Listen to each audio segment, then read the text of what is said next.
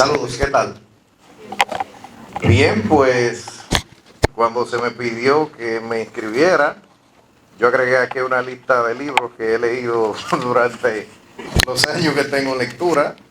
Dentro de ellos, de Platón, La Apología de Sócrates, El Banquete, La República, que es ya una obra mayor, de Aristóteles, El Arte de la Política, de René Descartes, su obra principal, El Discurso del Método, y sus meditaciones metafísicas, de John Locke, su célebre ensayo sobre el entendimiento humano, de Gottfried Wilhelm Leibniz, La Monadología, que es su obra metafísica, de Immanuel Kant, La Fundamentación de la Metafísica de la Costumbre, que es su obra o su moral kantiana, ¿verdad? De Jean-Jacques Rousseau, El Contrato Social, Filosofía Política, de Carlos Marx, El Capital, tomo 1, y El Manifiesto Comunista, que es su libro introductorio, ¿verdad?, lo que es su filosofía marxista, en conjunto con Friedrich Engels. Y de Engels también tengo El Origen de la Familia, La Propiedad Privada y el Estado. Y de Friedrich Nietzsche, Así habló Zaratustra, su obra cumbre, Ex Homo, el libro que explica las demás obras de Nietzsche, El Anticristo, La Genealogía de la Moral y Más allá del bien y el mal. Y de Johannes Hessen, Teoría del Conocimiento, que es un texto ya más pedagógico, ¿no?, que al igual que de John Locke, pues trata de explicar cómo conocemos. De Jean-Paul Sartre, El existencialismo es un humanismo.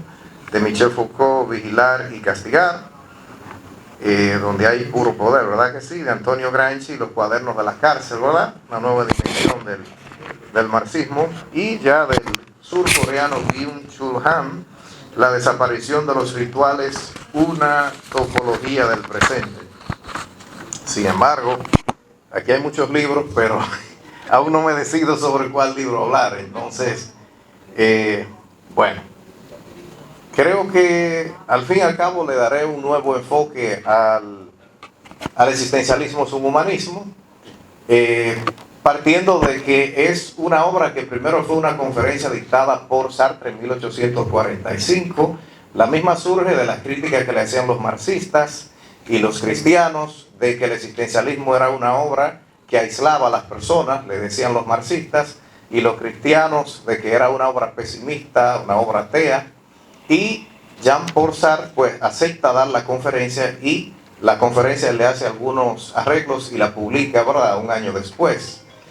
¿Qué pretende el existencialismo subhumanismo? En primer lugar, permite dar a conocer de una forma más clara lo que es su doctrina filosófica, el existencialismo, el cual parte ¿de quién?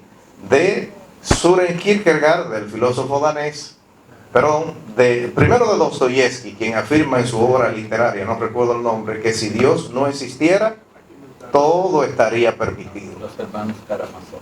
En Los Hermanos Karamazov. Muchas gracias por la acotación, maestro. Y de La angustia de Kierkegaard también. Entonces Sartre está respondiendo a las acusaciones que se le hacen. Se le acusa de que su obra es pesimista y de que su obra conlleva a la no acción. Y le responde que no, que la obra no es pesimista, sino realista, y que no conlleva a la, ¿cómo diría yo?, a estar estático, porque el hombre, al ser libre, que es una de sus máximas, nace libre, está condenado a ser libre, es libre de tomar sus decisiones, pero también está condenado a ser libre. Y por lo tanto, al estar condenado a crear su propia moral, a crear sus propios valores, él es su propio proyecto y no puede estar en la no acción, ¿verdad? Entonces Sartre también, cuando los marxistas le acusan de ser abanderado, ¿verdad?, de la subjetividad, del aislamiento del colectivo, él plantea que no, ya que el existencialismo es una doctrina que plantea la intersubjetividad, que es un concepto que implica que para yo existir tiene que existir el otro, que es el que juzga mis acciones, ¿verdad? Que mi moral depende de cómo me juzga el vecino, de cómo me juzga el amigo, y la de él también. Cada uno de nosotros define al otro, porque el hombre define al hombre. El hombre no es nada más que su vida. Al terminar su proyecto de vida, nosotros no podemos atribuirle una obra que quedó a mitad a su autor, ni mucho menos las posibles obras futuras que engendre. Está el concepto de angustia, el hombre es angustia, ¿por qué? Está bien ahí. Ok. Bueno, sí, quería seguir. Colega Luis Alberto, Ajá. ahora lo encargo yo un poco a usted a propósito de esa tesis esencial de ese texto, que es que el hombre está condenado a ser libre. Okay. ¿Qué cree usted? ¿El hombre se mueve realmente así, como en una esfera abstracta en la que todo lo que decide es posible y todo lo que quiere se da? ¿O de alguna manera la lengua, el contexto social, las ideas predominantes, la publicidad, en este caso, los fake news, son mediaciones con las que tiene que haberse la libertad del hombre, esa libertad que postula Sartre? Claro que sí, todos esos elementos que usted me ha señalado, pues son creaciones ¿de quién? En un contexto cristiano sería el prójimo, pero del vecino, del otro hombre. Y las decisiones de él, cada vez que me bombardea con publicidad, pues me afectan. Decía Sartre que el hombre es lo que él ha hecho de sí mismo y también lo que los demás han hecho de él. O sea que la libertad del hombre no es su libertad individual, sino que también depende de la libertad del otro. En ese libro que tú has leído, del cual has expuesto de Sartre, y otro libro que tú mencionas de Nietzsche, sí, el concepto de ateísmo, ¿cómo lo trabaja Sartre y cómo lo trabaja Nietzsche? Bien, lo primero es saber que el mismo existencialismo pues bebe de la obra de Nietzsche, ya que es, aunque no lo dije al principio, es uno de los autores que más influye en la obra de Sartre. En el caso de Sartre, Sartre plantea que el individuo es su propio juez de su propia moral, y él debe de decidir lo que es y lo que no es correcto, de forma autónoma, basándose en su razón. En el caso de Nietzsche, con el superhombre, ¿verdad? Con ese niño que ya no es camello, que ya se quitó la carga, después de pasar del león, que niega todo, pero que aún así no es capaz de crear sus propios valores, ¿verdad? Ya con el superhombre sí es capaz de inventar sus propios valores. Y aquí vemos una relación con la obra de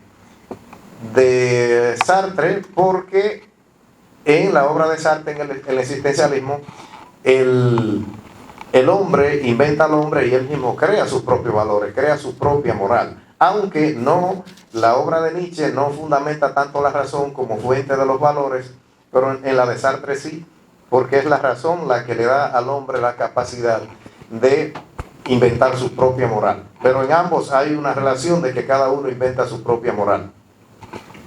Bien, Luis, tú presentas aquí en tu lista, en el 3, el discurso del método, y en el 4, el ensayo sobre el entendimiento humano. Sabemos que hay una contradicción entre ellos en un pleito, diríamos, sobre el origen de las ideas, donde Descartes va a decir que tenemos ideas innatas y yo no lo va a decir que venimos con una raza, con la mente blanca. A partir de tu experiencia de vida y las lecturas que tú has hecho, tanto a ellos dos o cualquier otro argumento del cual te pueda valer, hoy en día, ¿tienen peso esos postulados de que venimos con idea innata y otro dice que no? ¿Cuál sería tu postura ante esa disyuntiva? Yo creo que hoy en día, aunque casi ha mermado el discutir de si venimos con ideas innatas, ¿verdad? Es